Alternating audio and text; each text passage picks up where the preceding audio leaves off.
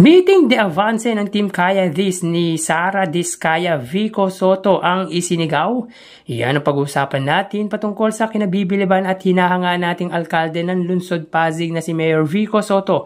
Ngayong araw po yan ng Lunes, May 12. So mga kaparokya, ngayon po ay ang araw na po ng botohan at malalaman na po natin kung sino ang papalarin or kung sino ang upong mga senador at mga local government dito sa bansa. So mga Pasigenyo, please comment nyo naman po kung binoto nyo po ang butihing mayor na si Mayor Vico Soto at mga kaparokya, nakaboto na po ba ang lahat? So yun nga po mga parokya, tila sinampal ng katotohanan ang katunggali ng butihing mayor sa meeting de avance na isinagawa po nito sa Pasig Mega Market last Saturday dahil imbes na isigaw ang pambato nilang si Sara Diskaya ay ang incumbent mayor na si Mayor Vico Soto ang isinisigaw ng ilang pumunta sa nasabing event. Pero bago natin pakinggan yan mga kaparokya ay humihiling ako sa inyo na pakisubscribe po ang aking YouTube channel. Paki-like and share na din po mga kaparokya para mas marami pa po ang makapanood ng content natin. Maraming salamat po sa inyo mga kaparokya. So tara pakinggan po natin ang sigaw ng mga Pasigenyo sa meeting de avance ni Sara Diskaya.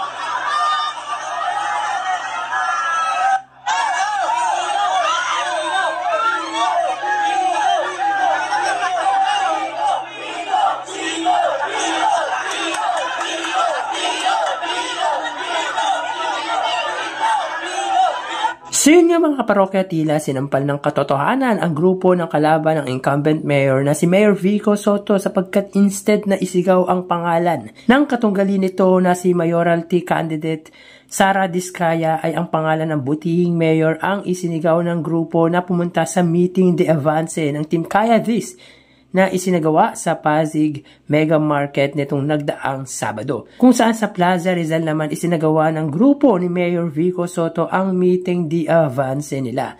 Grabe talaga ang pagmamahal ng mga Pasigenyo kay Mayor Vico Soto mga kaparokya dahil pinapakita nila na talagang mahal nila or mahal na mahal po ng Pasigenyo ang butihing mayor dahil full support pa din ang ilang grupo kay Mayor Vico Soto kahit nasa kabilang meeting de avance sila.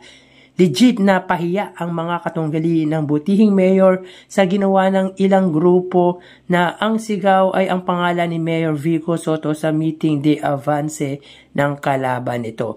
Sa mga hindi nakakaalam mga kaparokya na hindi taga Pasigenyo, malapit lang po ang venue ng bawat isa. Walking distance lang po mga kaparokya from Pasig, Palengke, packet lang po yan ng simbahan ng Immaculate Conception Parish or ito po yung Pasig Cathedral. Hindi makakaila mga kaparokya na ang talagang sinisigaw ng mga Pasigenyo ay ang reforma at tuloy-tuloy na pagbabago na isinulong ni Mayor Vico Soto. Kumbaga parang sinampal ng harap-harapan ang Team Kaya This sa ginawa ng ilang dumalo sa event at halos kabataan pa mga kaparokya ang sumisigaw sa pangalan ng pambato ng giting ng Pasig na si Mayor Vico Soto. And for me mga kaparokya ay genuine reaction ang mga sumisigaw for Mayor Vico Soto at sa palagay ko mga kaparokya ang ibang nandun sa Kaya This ay hindi masasabing solid. Baka iba dyan ay binayaran para dumalo sa nasabing grand rally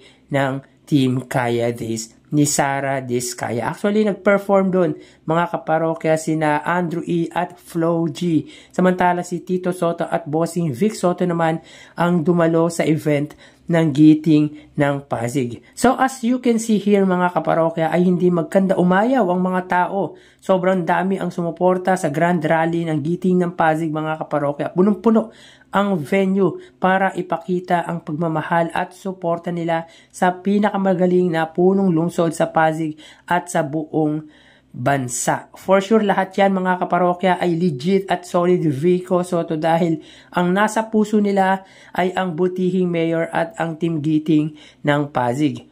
Walang kahit anong palabas or nag-perform na mga celebrity na naganap sa meeting de avance ng grupo ni Mayor Vico Sotto. Just plain and simple lang talaga. Dahil mas more on plataforma po ang mga ito, hindi puro paninira at pangako. Unlike sa counterpart nito na sa kaduluduluhang sandali ay puro paninira or black propaganda ang ginawa. Kaya nakakatawa na lang mga parokya kung iisipin dahil pilit nilang pinapatumba si Mayor Vico Sotto kaso di sila nagwawagi. Grabe ang mga akusasyon, vote buying, City Hall project, Child Hope Hospital at kung ano-ano pa. Kaya madaming nagagalit sa kalaban ni Mayor Vico Sotto na hindi lang taga-Pasigueño kahit mga taga-ibang lugar ay nagagalit ho sa katunggali ni Mayor Vico Sotto na si Sara Diskaya. Grabe naman po kasi talaga ang paninira na ginawa po nito sa butihing mayor. Alam niyo mga kaparokya, sa totoo lang, nakatulong ang paninira nila kay Mayor Vico Sotto. Kumbaga, instead na bumaba sa ratings ay mas lumakas pa po si Mayor Vico Sotto dahil po sa paninira nila. Mas minahal pa po lalo ng mga Pasigueño ang incumbent mayor. Well mga kaparokya, vote Giting ng Pasig.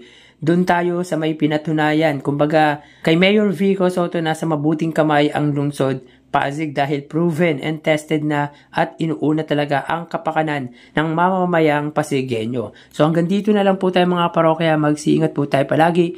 Thank you and God bless.